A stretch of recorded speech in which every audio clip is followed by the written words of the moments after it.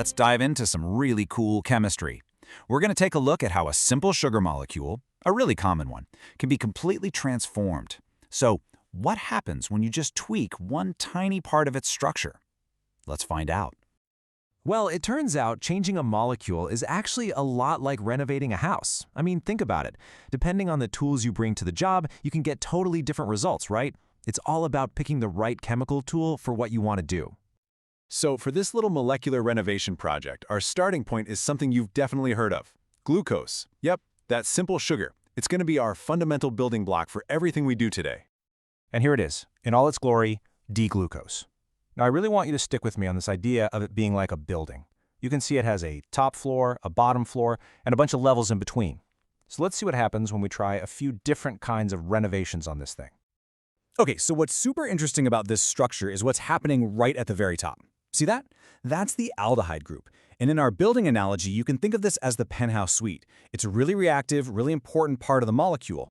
Then, if you look all the way down at the other end, on the ground floor, let's say, we've got the primary alcohol group. Now, this part of the molecule has its own unique thing going on. And as we're about to see, you can change it, but, it takes a totally different approach. All right, so let's get started with our first renovation. We're going to begin with the most gentle modification we can do, a mild oxidation. You can think of this as just giving our little molecular building a light touch-up, nothing too drastic. To do this, chemists use what's called a mild oxidizing agent. Basically, it's just a chemical that makes a reaction happen. A common one is bromine water. And the cool thing about it is that it's a really precise tool. It's designed to only react with the most accessible part of the molecule, which is that penthouse suite, the aldehyde group, right up top. And boom, here's the result. On the left, you've got our original glucose. But now, look at the one on the right. See how only the top part has changed? That aldehyde group has been oxidized, turning into something called a carboxylic acid. The rest of the molecule? Totally untouched. Okay, but what if a light touch-up isn't enough? What if we want to do a major overhaul? Well, for that, you got to bring in the heavy machinery. We're talking about a strong oxidation.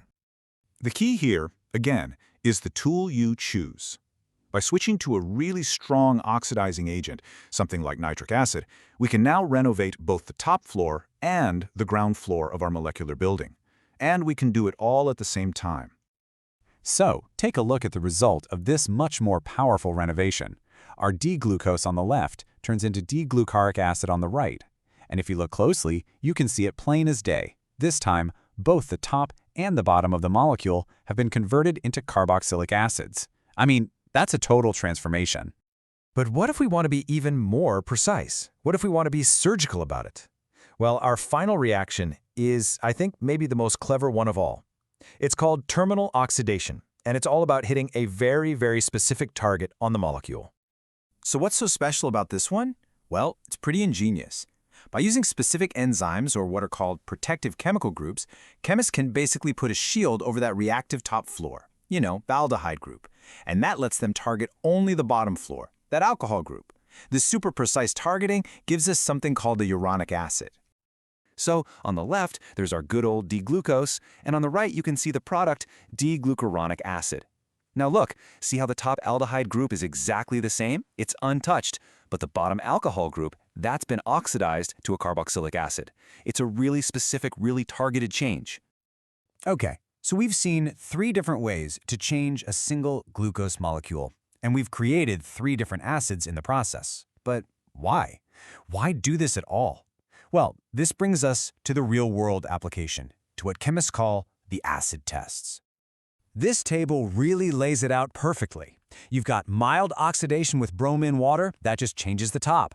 Then strong oxidation with nitric acid, that changes the top and the bottom. And finally, terminal oxidation, which very specifically changes only the bottom. 3 totally distinct pathways leading to 3 totally distinct results.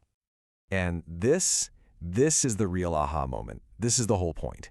This reaction is actually used to tell different kinds of sugars apart, because there's another class of sugars called ketoses, and they have a slightly different structure, and they just won't react in the same way at all. So what does that really mean? It means these reactions are way more than just a neat chemistry trick. They are powerful, powerful diagnostic tools. By just watching how a sugar reacts, or just as importantly, how it doesn't react to one of these acid tests, a chemist can figure out its fundamental identity.